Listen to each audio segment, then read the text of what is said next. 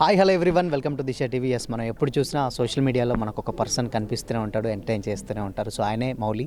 So little హార్ట్స్తో రాబోతున్నారు. No touchings, only hot touchings అట్లా మాట్లాడదాం. Hi bro. హాయ్ అండి. హాయ్, ఎలా ఉన్నారు? బాగున్నా అండి. చాలా రోజుల తర్వాత, అంటే 90s తర్వాత మళ్ళీ ఇప్పుడు చూడడం, సేమ్ ఇదే సిమిలారిటీ ఉన్నట్లయితే కనిపిస్తుంది స్టోరీ. సో ఎలా ఉండబోతుంది లిటిల్ హార్ట్స్? ఇది దానికి అస్సలు సిమిలర్ ఉండదండి. ఇది కామెడీ అవన్నీ ఫ్యామిలీ పరంగా అలాగే ఇది కూడా ఫ్యామిలీతో చూడాల్సిన సినిమా. కానీ కంప్లీట్లీ డిఫరెంట్. ఇది out and out entertainer. 90s is a heart warming emotional subject.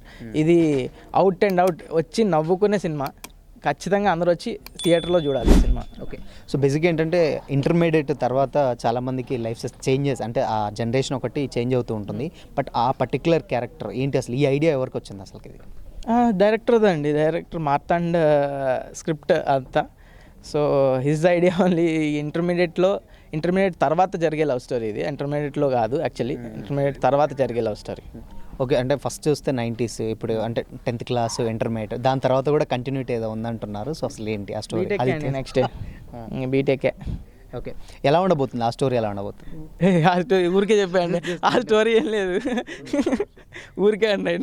10th class చేస్తే ఇంటర్మీడియట్ చేస్తా, నెక్స్ట్ బీటెక్ చేస్తా అంటున్నా. ఏం లేదు, ఇంకా ఏం స్టోరీ ఏం లేదు, జస్ట్ ఊరికే అంటున్నా. ఓకే. అంటే మీరు ఇందాక స్టేజ్ మీద చెప్పినప్పుడు జస్ట్ మీమ్స్లో పేజెస్ వేస్తే ఒక 100-200 నుంచి వెళ్ళి స్టార్ట్ చేస్తే కెరీర్, ఇప్పుడు వన్ ఆఫ్ ది హీరో, అంటే బిగ్ స్క్రీన్పై మీ సినిమాని చూడడానికి ఆడియన్స్ వస్తున్నారు.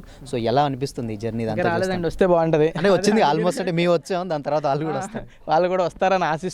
వాళ్ళు వచ్చి చూసి పెద్ద సక్సెస్ అవ్వాలని కోరుకున్నా. అంతే రేంజ్లో ఉంటుంది సినిమా కూడా. ఖచ్చితంగా జనాలు వస్తారని ఆశిస్తున్నా.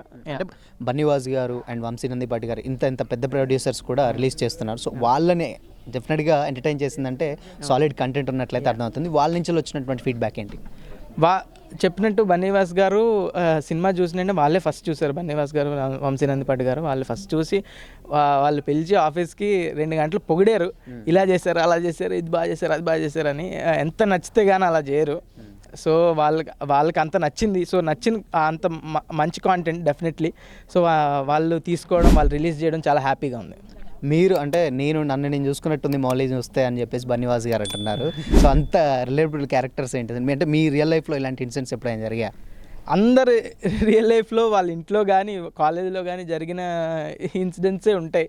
చాలా రిలేటబుల్ అందరికీ. బన్నీవాస్ గారికి కానీ, మీకు కానీ, అందరూ రిలేట్ అయ్యే క్యారెక్టర్. సో చూసి ఎంజాయ్ చేస్తారు అందరూ. 90s సీజన్ 2 రాబోతుంది అన్నారు. సో అది ఎప్పుడు రాబోతుంది ఏంటి అసలు? అది ఆదిత్య హాసన్ గారిని అడగాలి. అంటే ఇందాకైనా చెప్పారు వస్తున్నారు, అందుకని యాజ్ ఎ హీరో మీరేం చెప్తారు? అది ఇంకా టైం పడుతుందండి. ఆయన ఇంకో సినిమా చేస్తున్నారు సితారాతో, ఆనంద్ దేవరకొండ గారితో. ఆ సినిమా అయిన తర్వాత టైం కుదరాలి ఆయనకి.